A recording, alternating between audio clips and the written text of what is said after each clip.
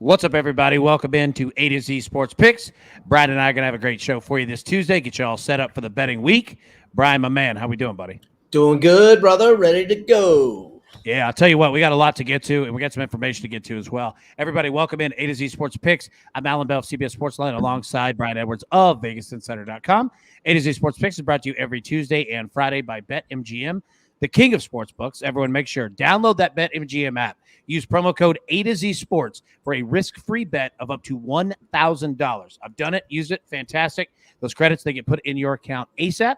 That's BetMGM, the king of sportsbooks. Visit BetMGM.com for terms and conditions. Must be 21 years or older. Must be present in the state of Tennessee. For gambling problem support, call the Tennessee Red Line at 800-889-9789. So, Brian, good to see you. We got some bets to break down, but two big things that I want to address first before we jump in, okay?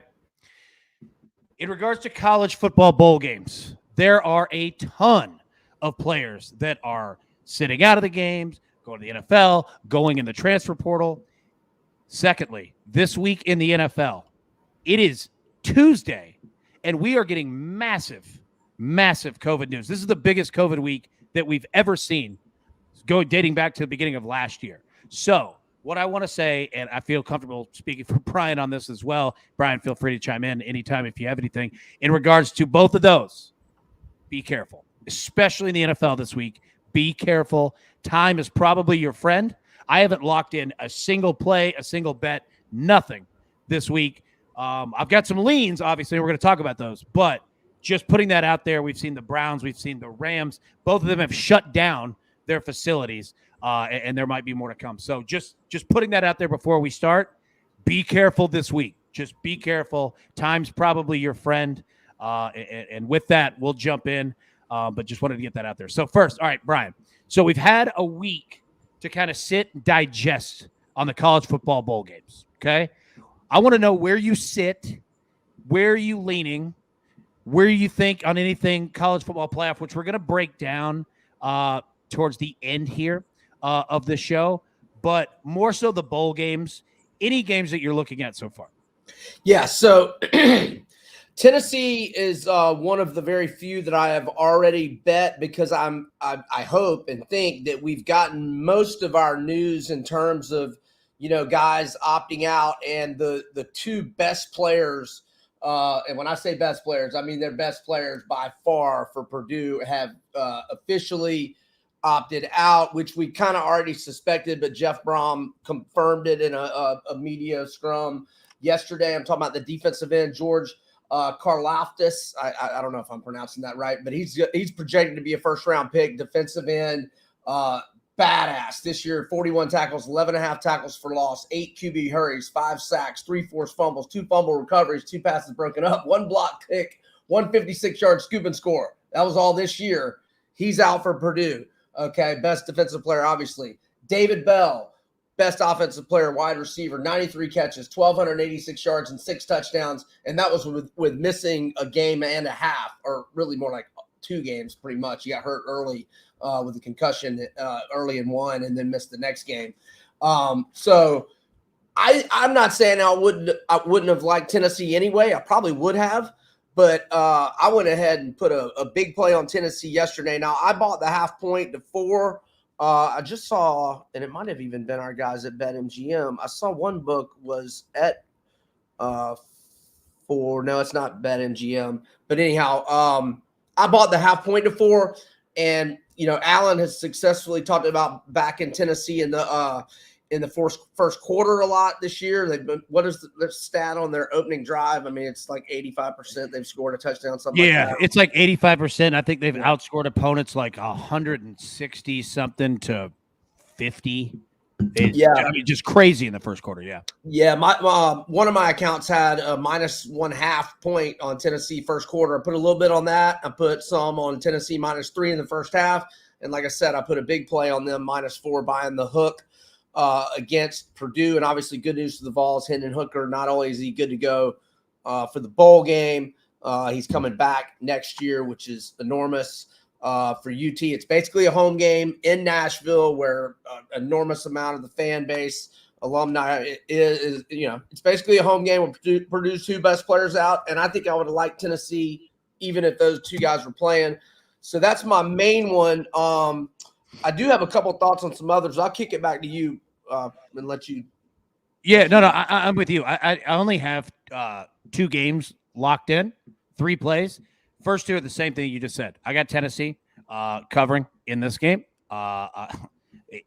It's not going to feel like a home game. It's going to be a home game. That entire Nissan Stadium will be all orange in that. So, yeah, I'm on Tennessee spread for the full game. I'm on the first quarter, like you said, minus half a point.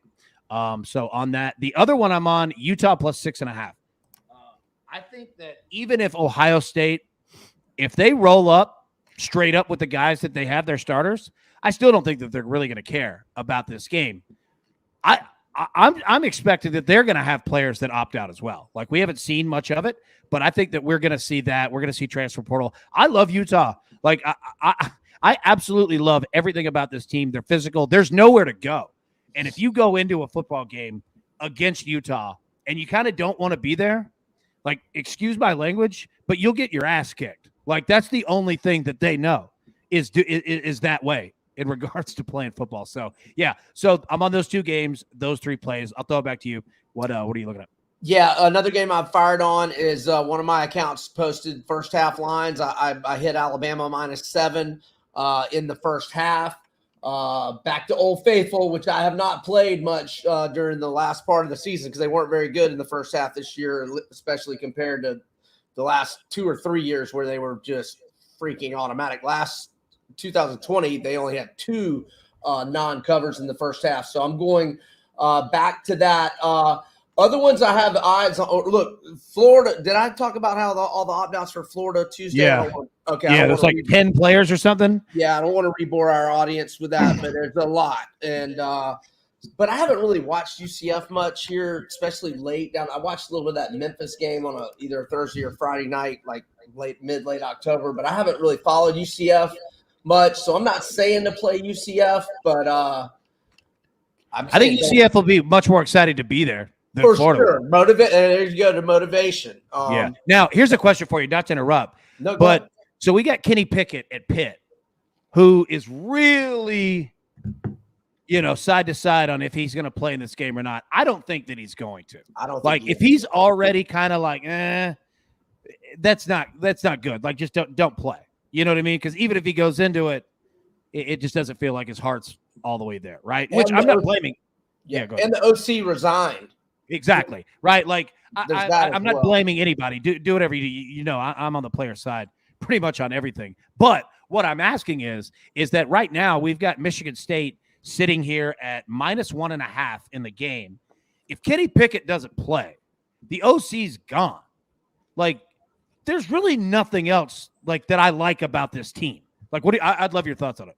Well, I've seen also in the last 24 hours, Kenneth Walker, one of the nation's best running backs.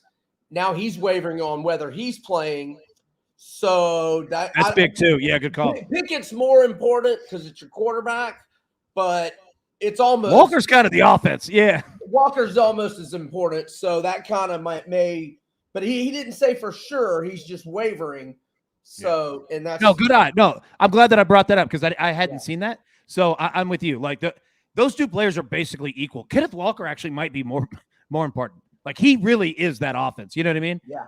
Oh yeah. So, normally you would say a quarterback is more important, but with Walker, you're right. He has been that offense.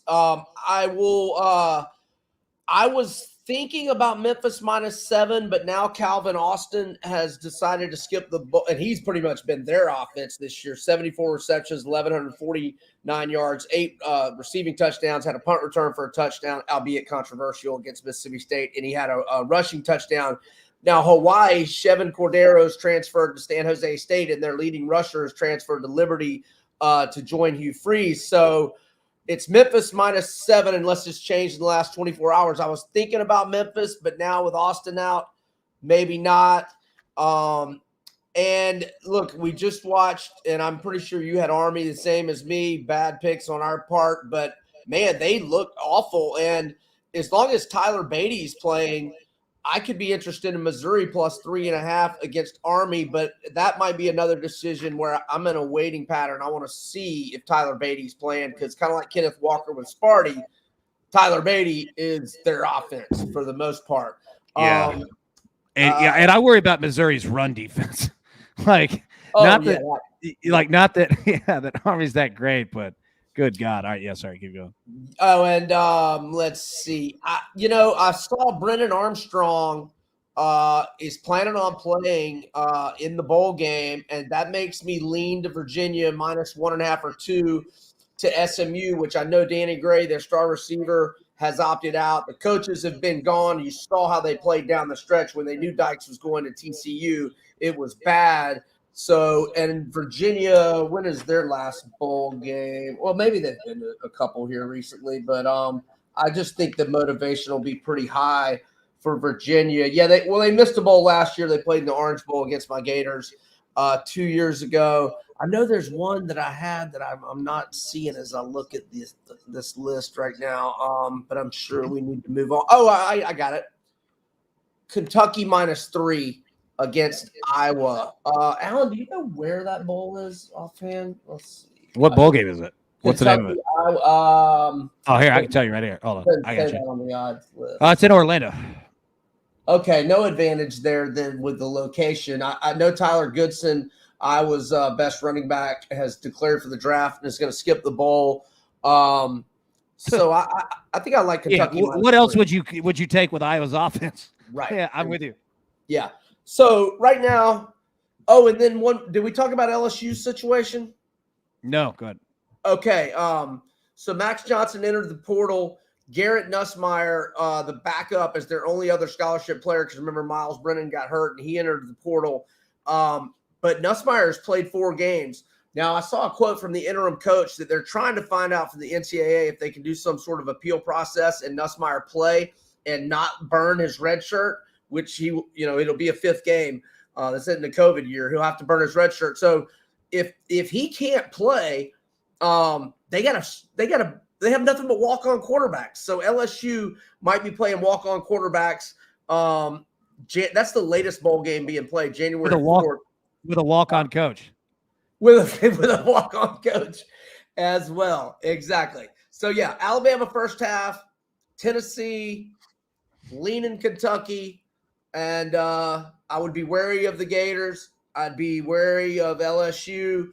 And I threw out another lean there a minute ago. Who was it? It was it was talking about Missouri. Yes, Missouri against Army. All right, there we go. I'm done. I like it. All right, jump into the NFL here. Let me get the lines up. All right, so like we said, NFL Week 15. Now, also understand, we've got a Thursday night game. We also have 2 Saturday games, okay? 3:30 Central, 7:15 Central. All right, on Saturday, we've got the Raiders at the Browns, which I think that's actually off the board in terms of all the Browns players. They put 8 people on the COVID reserve, which was 2 starting offensive linemen, Jarvis Landry, a starting tight end. Like they're already down 3 tight ends. They're down 3 offensive linemen. Be careful there. And then the night game, which is going to be a fantastic game, Patriots at Colts. But yeah, just be aware that we've got Saturday games. Brian, I'll throw it to you first, man. What do you see in the NFL this week? I love the Patriots. I said last week on the look-ahead line that they were minus 2.5 at the Westgate Superbook, and I loved it at minus 2.5. So, of course, I love it at plus 2.5. I'm not going to stop back in the Patriots unless I get them in like a minus 17 roll. I don't know who they got coming up in upcoming weeks, but until somebody beats them, yep, Patriots all flipping day. Excuse me. Falcons are 5-2, both straight up and against the spread on the road, but the Niners are too hot. I don't think, and that number might keep going up to 10. I saw that look in your eye, Alan, saying very. I was just waiting for you to pull the Falcons. Yeah, no, I was excited. Well, no, I don't play. I got no Falcons pride this year. I got. Hey, just to stop really quickly, like the Falcons might double their win total from last year with a much worse roster. Like, I've got to give Arthur Smith some credit. Like, it hasn't been pretty. It certainly didn't start pretty, but I mean, he's doing okay with what he's got. So they finally figured out that Kyle Pitts is good. So I'm glad that's kind of gone into the plan. So keep going, sir. Yeah. So, and it's wild that they're very much in the wild card mix, and it is December 14th, and they have 0 wins at home, which is insanity. So Daniel Jones is out for the Giants, right? I just don't know if I can trust the Cowboys laying that many points, but the Giants, man, they're a dumpster fire. Right you know now. what's crazy with that game? Well, look, as someone who was all over the Cowboys this past week, and thank God they made held it on. Scary at the end, didn't Oh my God! Like this Cowboys offense was terrible. It was the defense. Like the defense was incredible. And the Cowboys defense could absolutely even have a bigger game. So this is a really tough game to cap because the Cowboys offense, sorry, Jesus Christ. The Cowboys offense has just been terrible. But the defense is just doing everything that they can. They're scoring, they're putting up points, they're putting them on short fields. It's just amazing, man. So keep going. Sorry, I didn't mean to interrupt, but no, you're good. They're a wild team right now. Yeah, so I like Miami minus 8.5 against the Jets. I'll eat that chalk. Miami's won 5 in a row, both straight up and against the spread, and they had 2 weeks to prepare. Which, when you've won 5 in a row, you probably don't even want it by a week. But 3 of those wins by double digits, all 5 by 7 or more, 4 of them by 8 or more. And the Jets on the road, they actually won at Houston, but they lost by double digits to the Colts, the Patriots, the Broncos, and they're not very good on the road. So Miami, New England, so I wrote down if Lamar Jackson doesn't play, I wrote down Green Bay minus 5.5, and I wrote down minus 1.5 if he does play. And right now it's doubtful, right? And looks like they're 4.5. Do we know about JJ Watt? I shouldn't be asking you that on the spot. I should have looked it up, darn it. But anyway, that has a lot to do with my thoughts on Tennessee, Pittsburgh, JJ Watt's condition. And you mean TJ Watt? Huh? You mean TJ Watt? TJ, of course, my fault. All right, Keenan Allen, is he still going to be out with COVID? Not sure. Chargers, yeah, I'm not sure. I know it's 10 days, but I forget if it was like Tuesday or Wednesday of last week. Anyhow, that's all I got for now. Pats, Fins, back to you, Alan. Nice. All right. I'm gonna go Chiefs minus 4 for not many picks just then. No, you're good. I'm gonna go Chiefs minus 4 against the Chargers on Thursday night. The same way that you talk about the Patriots, that's how I feel about the Chiefs. It's impossible to stop betting them. Yeah. I mean, their defense is literally scoring touchdowns every single week, right? Like I can't go against them. So yeah, and I like Justin Herbert. Like he's a good young quarterback. He looks good at times, but the Chargers suck at times too, right? So I'm gonna roll the Chiefs, and especially if you give me 4. Like we never get the Chiefs at 4. Home, road, the moon. Like give me the Chiefs. I'm gonna take the Chiefs Thursday night. Next game. I'm probably going to take the Patriots. I haven't done it yet, but I'm with you. I agree on everything that you said. Titans, I'm going to take Titans first half. All right. I don't know what the number is. It might be a point. It might be half a point. We don't have that yet. But I'm absolutely going to take the Titans in the first half. I'll also say that if anybody bets halves here, bet the second half over, whatever the hell the number is, whatever it is. Bet the over. They're minus 1 first half. Minus 1, yep. Yeah, I'll take the Titans first half, minus 1 all day long. But as we've seen, Ben Roethlisberger has now led 5 game-winning drives this season, almost had 6. And what I'm getting at is that I have no idea what happens in the second half, but what I do know is that the Steelers put up all of their points in the fourth quarter. The Titans are the highest-scoring second-quarter team in the NFL this year. They're also one of the highest fourth quarter scoring teams in the NFL this year. So yeah, second half, I don't have a number on that, but the points will be scored by both teams in the second half. Titans will do it in the first. Last one, give me the Packers. I don't care if Lamar's playing, Huntley's playing, do not care. And that's actually more on the Ravens than it is the Packers. The Ravens are literally Lamar Jackson. That's it. They have no defense. Everybody's hurt. They have no offense. It's Lamar Jackson and Justin Tucker. And somehow, this Ravens team has the best kicker in the NFL. And seemingly every single week, they're losing a game because they need a 2-point conversion. I don't know how the hell that happens, but there's something messed up with this team, and I'm not liking it. So give me the Packers 4.5 there. So Packers, Titans first half -1, Chiefs -4. All right, jumping to segment 3. All right. Wait, before we move on, like, how should we or is it just so many because Houston's so bad? Are we going to ignore the fact that the Jagoffs are a favorite this week? I mean, like, what do you do with this game? Yeah, like Trevor Lawrence has thrown 1 touchdown pass since Halloween. Like we said it last week on the show, and he didn't throw one this week. Like, I have no idea. I know Urban Meyer wants to run the football. Like, he is adamantly wanting to run the football, but they only had like 8 carries against the Titans. Like, I don't trust.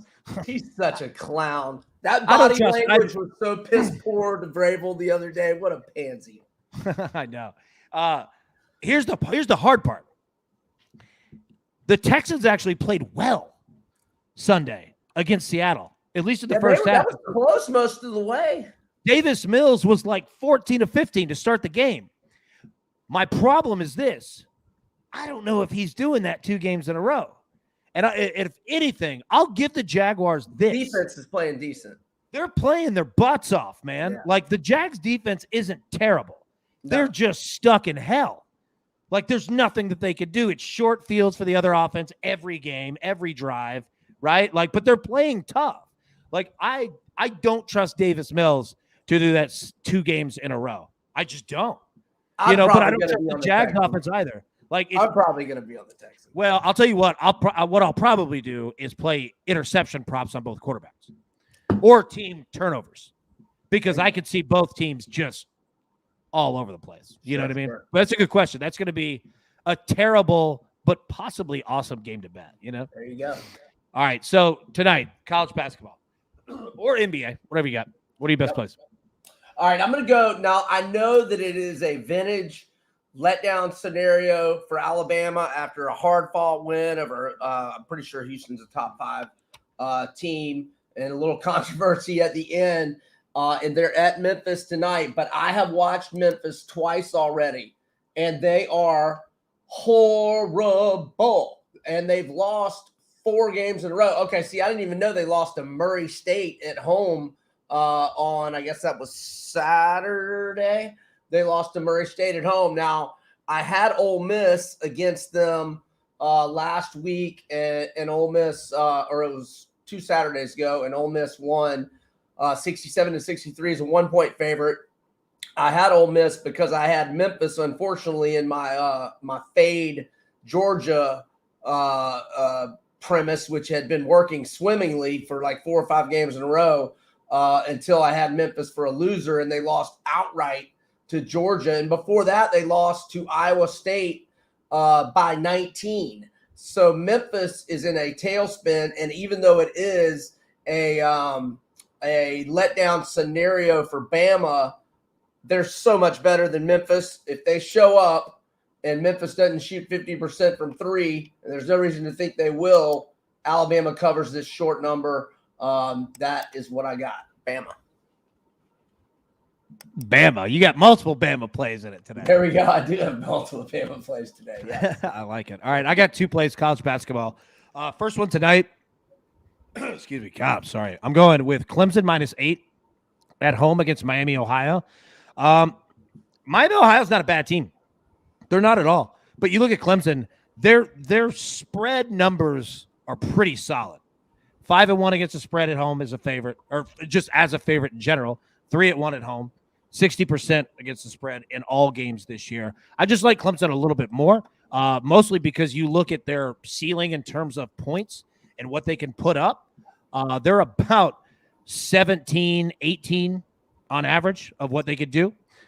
So, yeah, I'm going to go with Clemson there. I'm also going to go with Mississippi State -10 at home against Georgia State. Again, kind of the same thing here. Like, Georgia State's not great, and Mississippi State's not great either. But you look at what they've done and the teams that they've played against. Mississippi State's just a better overall team, obviously. And I think that this game could get closer to 20 than it does 10. So give me Mississippi State minus 10 and give me Clemson minus 8. All right. Last segment here.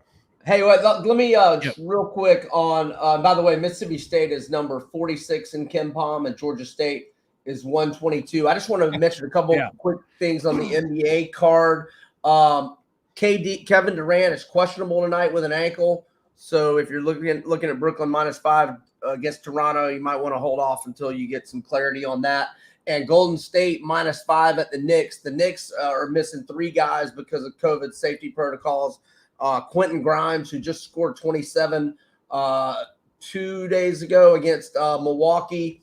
Obi Toppin, who's having a nice bounce back second year, and RJ Barrett. Those 3 guys are out. So I just wanted to throw in those quick tidbits. For the Knicks? All 3 of those guys for the Knicks. Yep. Wow. And Steph's going for the record tonight. He needs what, 2? I don't know how many he needs, I think it's 2. I think. And I'll say this. I know that they've been pressing. He's been pressing a lot, especially, last night trying to get it. Because he wanted to wait till he got to MSG NYC to break it. That's why. I'll say this. If he can knock those out early, get it over with, the crowd, the Warriors, they're going to roll. Like, they're just going to destroy. So, I'm with you. All right. Last segment here. College football playoff. All right. Again, we've had a week to sit on this, think about it, digest it. Okay. Cincinnati, Alabama, 13.5-point favorite, Bama, total of 58. Georgia, 7.5-point favorite over Michigan, total of 43.5. So, throw it back to you. We've had a week to think on it. What do you got? Or what do you think? It doesn't have to be an official pick. Just what kind of where's your mind at? Yeah, well, like I already said earlier in the show, I went ahead and played Alabama minus 7 in the first half. I have not played them for the game yet, but I think I probably should go ahead, especially if I'm gonna do it, because I think it could get to 14. I mean, we've got what? We still have we have plenty of time. 17 days till the game, so we're still going to be a lot of action on it. As for Georgia and Michigan, I'm in a holding pattern until I feel like I get a sense of what Kirby's thinking with the JT Daniels and Stetson Bennett thing. I think I said this last week. I think my guess is that he is going to start Bennett, but I think he's going to have a very short leash. But I think Bennett is who you want. With those two, with Hutchinson and the other defensive end and that fierce Michigan pass rush, I think you need Stetson Bennett's elusiveness because he is much quicker and able to avoid defenders much, much better than JT Daniels. So, but I'm really just in a holding pattern with Georgia, Michigan, but I've played Alabama minus 7 in the first half. I leaned Alabama for the game, and my suspicion is that I should do it soon because I think this number is going to get to 14. Yeah, it's going to go. It's just a question of when, right? Like, it's not going to go down. Like, barring some massive news, I don't see anybody. The public's not going to push Cincinnati.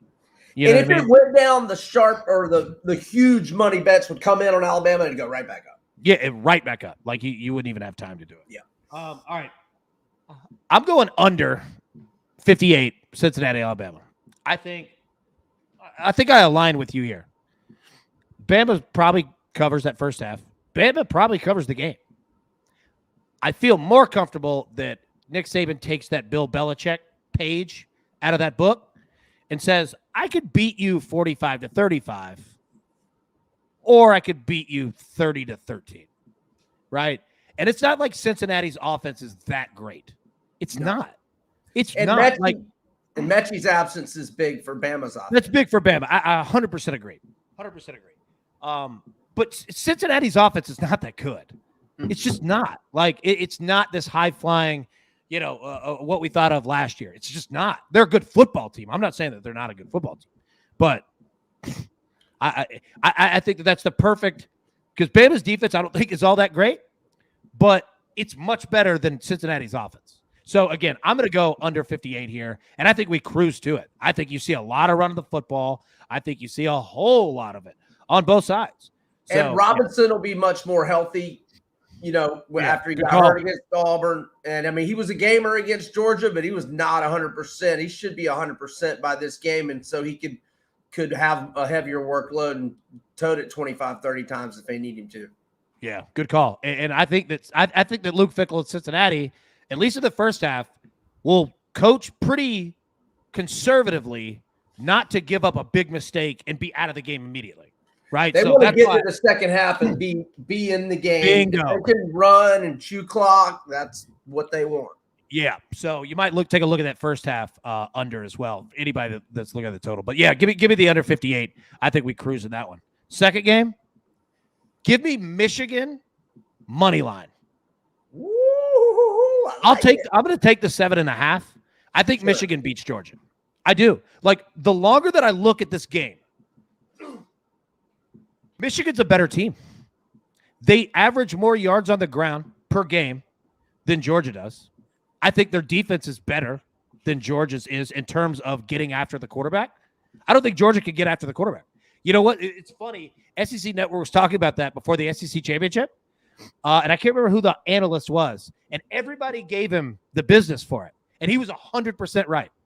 Georgia they cannot get after your quarterback. Now, they could stop the run. They could stop you. Georgia's defense is great. Trust me. I'm not saying that they're bad. But they're going to give enough time to a quarterback who needs it.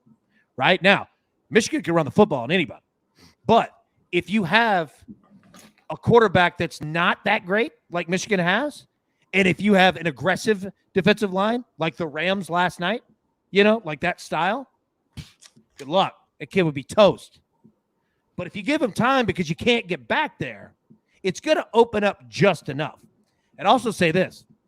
You know who leads the country in plays 50-plus yards from scrimmage this year? Is it Michigan? Michigan. You know who leads the country in 60-plus yard plays from scrimmage this year? Michigan. You know who leads the country in 70-plus yard plays from scrimmage this year? Michigan. They're more explosive on offense than people think. Those two running backs can give you hell. And if they are getting on Georgia early, I also think that Kirby Smart and Georgia fold. I think that they have that softness in them.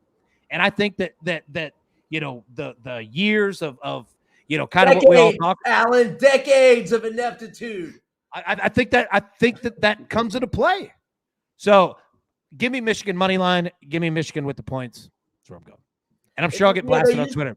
They used to say Clemson's going to Clemson. And then they got a breakthrough star like Deshaun Watson who wouldn't let Clemson. Georgia's still going to Georgia. JT Daniels and Stetson Bennett are not. I'm not saying Kirby's not going to get there because he's recruiting like a machine. But this team's not winning the national title, and I haven't thought they were going to win it all year long. I think Michigan wins this game. And if Michigan gets up in the first quarter, second quarter,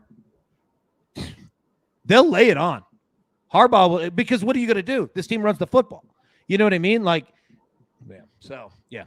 I'm going I under. Hope you're right, brother. I hope you're right. It'd be funny. It'd be fun. All right. That's all the time that we have for today. Thank you so much for tuning in.